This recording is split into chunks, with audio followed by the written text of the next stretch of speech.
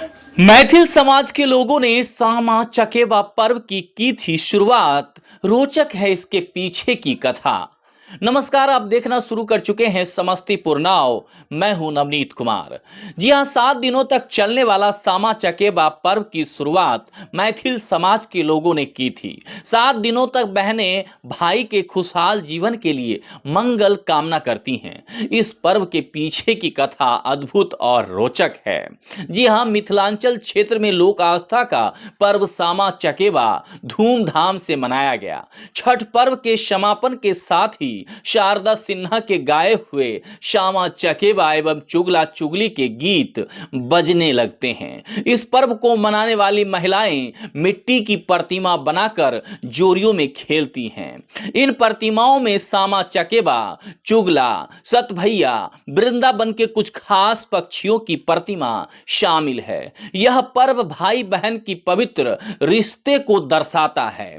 पौराणिक कथा के अनुसार भगवान श्री कृष्ण की पुत्री श्यामा के संबंध में किसी चुगले ने उसके पिता से सामा के किसी से गलत संबंध होने का आरोप लगाया था। गुस्से में आकर श्री कृष्ण ने सामा को पक्षी बन जाने का श्राप दिया था। जी हां, बहुत दिनों तक सामा इस श्राप के कारण पक्षी बनी रही, किंतु अपने भाई चकेवा ने प्रेम व त्याग के बल पर श्यामा को मनुष्य रूप दिलवाया।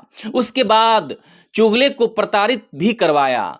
उसी कथा की याद में भाई बहन के पवित्र रिश्ते को साल में छठ पर्व के 8वें दिन पर्व के रूप में निभाया जाता है। इस पर्व में चुगले की प्रतिमा बनाकर उसकी चोटी में आग लगाकर उसे जूते से पीटने की भी परंपरा है। परंपरा के अनुसार धान की नई फसल के चूरे बनाकर अपने भाइयों को पर्व मनाने वाली बहनें चूरा दही खिलाती है। मिट्टी के हांडी नुमा के सेखारी में चूड़ा, मुढ़ी एवं मिठाई भरकर सामा चकेवा पर्व के अंतिम दिन भाइयों को 5-5 मुट्ठी चूरा, मुढ़ी एवं मिठाई देने का भी रिवाज है। सामा चकेवा मैथिल समाज के लोगों ने शुरुआत की थी, जो आज तक चली आ रही है। दूसरे समाज के लोगों ने भी आस्था के साथ इसे अपना लिया है। जी हां, शुक्रवार की देर रात इस पर्व की समाप्ति हो गई। इस पर्व को लेकर क्षेत्र में महिलाओं एवं बच्चों में खासकर उत्साह देखा जाता है। मिथिलांचल क्षेत्र के बाजारों, हाटों में कुम्हार समाज के द्वारा बनाई गई मिट्टी का सामा चकेवा और सेखारी की खूब बिक्री होती है। पंडित और जानकार लोग बताते हैं कि भगवान श्री कृष्ण के पुत्री सामा और पुत्र साम के पवित्र प्रेम पर आधारित है। चूरक नामक एक चुगलबाज ने एक बार श्री कृष्ण से यह चुगली कर दी कि उसकी पुत्री शामवती वृंदावन जाने के क्रम में एक ऋषि के संग प्रेमालाप कर रही थी। क्रोधित होकर श्री कृष्ण ने अपनी पुत्री और उस ऋषि को शाप देकर मैना बना दिया। शामवती के वियोग में उसका पति चक्रवाक भी मैना बन गया। यह सब जानने के बाद साम्बती के भाई सांब ने घोर तपस्या कर श्री कृष्ण को प्रसन्न किया और अपने बहन और जीजा को श्राप से मुक्त करवाया।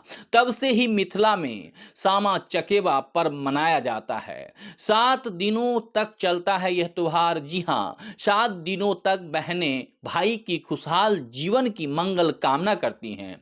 इस पर्व में बहनें पारंपरिक गीत गाती हैं, सामा चकेवा और चुगला की कथा को गीतों के रूप में प्रस्तुत करती हैं। आखिरी दिन कार्तिक पूर्णिमा को सामा चकेवा को टोकरी में सजा धजा कर बहनें नदी, तालाबों, घाटों तक पहुंचती हैं और पारंपरिक गीतों के साथ सामा चकेवा का विसर्जन हो जाता है।